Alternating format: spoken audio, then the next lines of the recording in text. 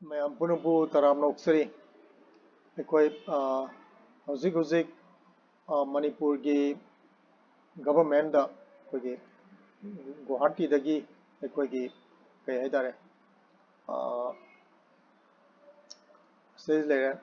Central Board of Film Certification Guwahati urges Manipur government to enforce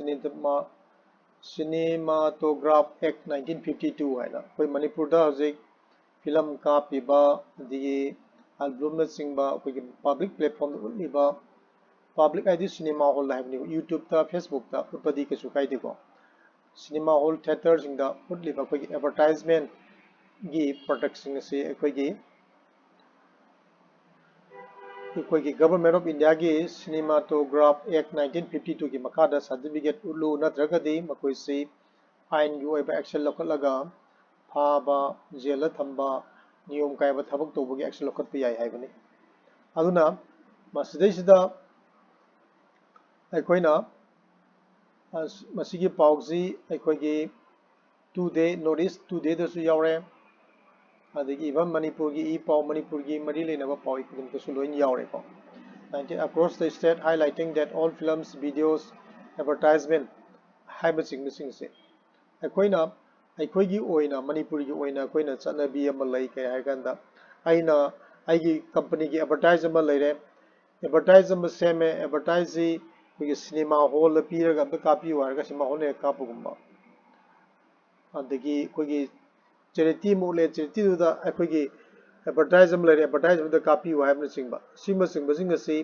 आइने यादे हाइबनी अतै अखोइगी YouTube ता फेसबुक ता तोरिबा एडवर्टाइज मकल दिबसिदे याउदे अदुना कोई सेंट्रल गवर्नमेंट की सिगी ऑर्डर सी मखल अमदा मागिसु यामना फबलई हाइबदी कनागुम्बा इंडिविजुअल नत्र कंपनी सिंगना पोट किनिमसी माना माना तौनिंग तौब यादबा सिस्टेमेटिक अमगी मखादा रूल अमगी मखादा लोइना थंबा हाइबसे यामना मथौ ताई अदुगा हाइरिबा कोई सेंट्रल बोर्ड CBFC की मागी असोयबा अमना कैनो हारकांदा मणिपुर की सिनेमा आर्ट लवर्स तौरीब थबक कोई मणिपुर की मियामना क्या वाना स्ट्रगल तौके है मखोई खंगबीदेब मखोइद टैक्स लाक्ट्रे टैक्स फंग्रे है अवाबदुद मोइन उई मणिपुर ngasiदगी सही 90 की ममांगदगी सिनेमा हॉल जी सौरांगना चामेना लेरमे अदुगा मियोइ लिसिंग तरा हेनबगी मखोइगी पुसिगी हिंगनबी लंबी ओइरमेबा सिनेमा अदुबो तपना लोइना मांगरगा हौजिक मणिपुर सिनेमा हॉल अमा अनिदे हे लैत्रे मसीगी मतांगददी अखोइना सिनेमा हॉल जी कमाइना चौखलहनगदगे फिल्म तौरिबा मीसिंगी पुंसी महिंग कमाइन फगलहनगदगे हौजिक फिल्म तौबा आर्ट तौजबा पामजबा कंबू मराइबक थिबा मियो कया यावरी नारागा लयेंग मंगमदबा इमुंग मनुंगी मसा मसु सिंगी डिमांड फजना पीबा ngamdabagi डिमांड अवाबा मैम थेंगनरियबा मखोइ सिगुबसिंगी फगननाबा सरकारना करी एक्शन लखटकदगे हाइबदी मखोइजे हेना खंद्रे अदुगा सिनेमा हॉल अमा अनिदा मणिपुरी फिल्म अमा अनि कापदी गवर्नमेंट ऑफ इंडिया द टैक्स लाई लाक्ते रूल थुगाई दी हाइबगी अदोमदा ओइना संगसले मसी यामना कोई गवर्नमेंट ऑफ इंडिया की यामना मिनुंगसी याउदबा थबक अमनी हाइना इन लवी मणिपुर गुम्बा याम लायरबा स्टेट सिदा फिल्म तौजरीबा मीसिंगसिदी सर्टिफिकेट लौबगी चांगसी ममलसी यामना होंगना नत्रगा फ्री द तोबिगदबने सेंथोक लंबी लेतबा सिगुम्बा मणिपुर की फिल्म की मार्केट से सिदी सरकारना फ्री द सर्टिफिकेट पीबीगदबने गुवाहाटी द चलगा यामना वाना अखोइगी निमित निनी हुमनिगा लेरगा सर्टिफिकेट तौबगी महुत्ता मणिपुर अदुम तौबु याबगी फैसिलिटी पीबीगदबनी अदुसु फ्री द अदु नत्रगदी मणिपुर सिनेमा जे मांगा नेब सरकार हाइजिदी मखोइगी एक इंदब यादे फिल्म सिगेरा हिंगेरा फिल्म तौबा मीसिंग हिंगेरा सिगेरा नोइ थोपा तौ अखोइगी टैक्स काटब यादे हाबनी सिदी यामना डेमोक्रेटिक ओइबा अखोइगी लेबाक असिदा यामना इनह्यूमन ओइबा हाइदारा याम मिनुंगसि लेतबा अदुगुम्बा एक अमा चलाइबनी सि यामना नियम चुमदबा थबक अमनी हाइबसे अखोई प्रजा मयामना सरकार दा हाइबम थोई मरी लेनब डिपार्टमेंट सिंह हाइबम थोई हिंदी की फिल्म करोड़ करोड़ तानबा फिल्म सिंह फिल्म सर्टिफिकेट तौबदा लुपा लिसिंग निम्फु कुंथ्रा निम्फु न लोय मणिपुरी फिल्म सेंथोक लंबी लेजिदु लिसिंग कुंथ्रा निम्फु अदुम लवेबा मणिपुर की नमु कयामु याम साथी के हाइबम तमदा गुवाहाटी दा लेरबा सेंसर सर्टिफिकेट की बोर्ड सिना अखोई मयामना सुम हाइनबदा आई मिट दी उबदी नतेको हाइनबदा करप्शन जी याम फजना तवेबा सें फिल्म की सर्टिफिकेट लौब मतमदा लुपा लिसिंग कुन्ना कुंथ्रा लोयगदबसे मोइना याम थुनु लोयबिगे लुपा लिसिंग मंगा तो पियु हायरगा मु लौब अदई फिल्म दुदा असोयबे कइतोब खरा यावरे हायरगदी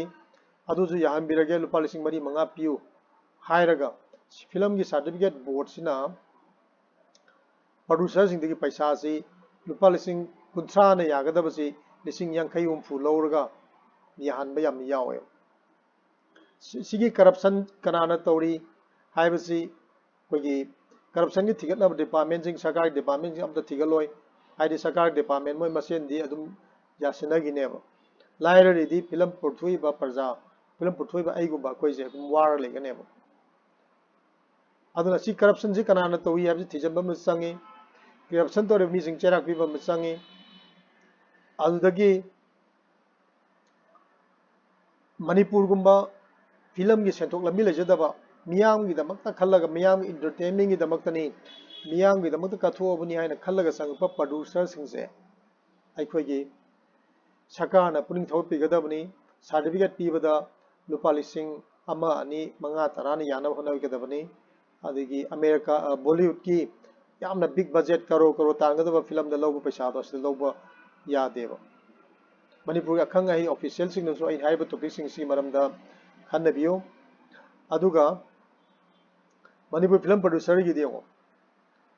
गुवाहाटी दा लुपा लिसिंग निफु यांखै अमुक तिंगोरे अदगी अमुक मणिपुर दसु अमुकसु फिल्म फोरम दा अमुक रिव्यू तौदब यारोयेना फिल्म फोरम दसु अमुक लुपा लिसिंग कुन कुंथ्रा अमुक तिंगेब अदु फिल्म पुथोकपराबो रिव्यू तौबा लेरेबा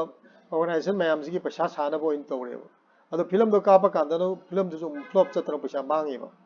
सिगी मरम जिनाने आइखोइना मणिपुर दा फिल्म पुथोकपा ngamaktreba masing nong nong mai tareise film producer अमदा गवर्नमेंट के साइड तगी अदगी फिल्म फोरम की साइड तगी फिल्म की लिने लेरिबा ऑर्गेनाइजेशन मयाम दगी सपोर्ट तोबेबी मौता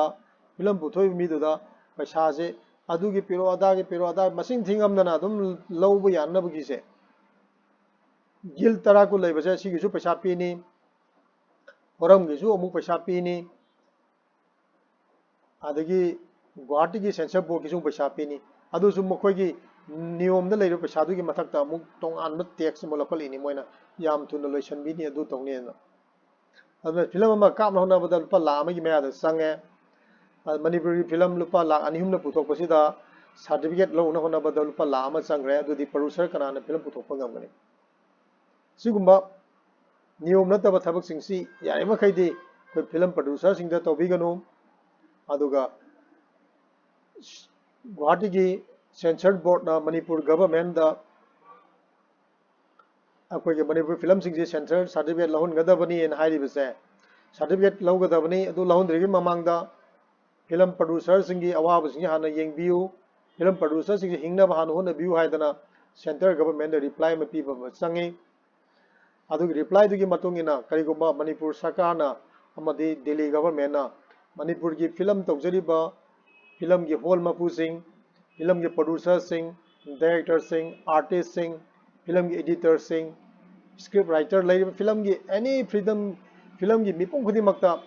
सेंटर गवर्नमेंट की सेंथंग सपोर्ट पीने वाफमसे सी हाना खनगदबनेबो सी टैक्स से अराइबनेबो अदुना प्रजा हिंगबा मतमदा टैक्स लाकनी प्रजा सीरगा प्रजा सिंगे फिल्म दा नमंगमद्रा मदु टैक्स लौरुबगी अर्थ लेते हाइरि वाफमसी मुन्ना खनबियु हाइना आइना मणिपुर गवर्नमेंट इंडिया गवर्नमेंट अमदी मणिपुर की फिल्म की लमदा हई सिंगबा अहलमन सिंग ओजा सिंग मफमदा आइना अपील तौजबनी आइना याम खंग है हाइदा हाइजब नसदे मणिपुर फिल्म हिंगदब यादे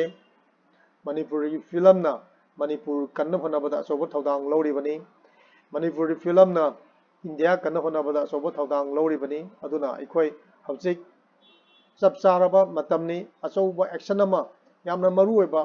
तुंगी मिरोन चटनबा याबा मणिपुर फिल्म से चखननबगी दमकता यामना अचौब पॉलिसी प्रोग्राम अमा हौदोगा मणिपुर की फिल्म से यामना चौखपा अमा ओइना अखोई पुन होनमिनरसी हाइबा वफम से आइना मयाम पुनबुत थमजरी मयाम पुनबुत थागतजरी अदु आइना हाइबदा सोइखिबा गामखिबा यावरगसु अखंगै ओजा मयाम मणिपुर की मियाम ngakpigani aduga aigi video subo adum yam kanai haina khambiragadi like tawbiramu share tawbiru amadi aigi channel asibu subscribe tawbiru haina aina mayam da request tawjari mayam punum pu thagat jari thank you very much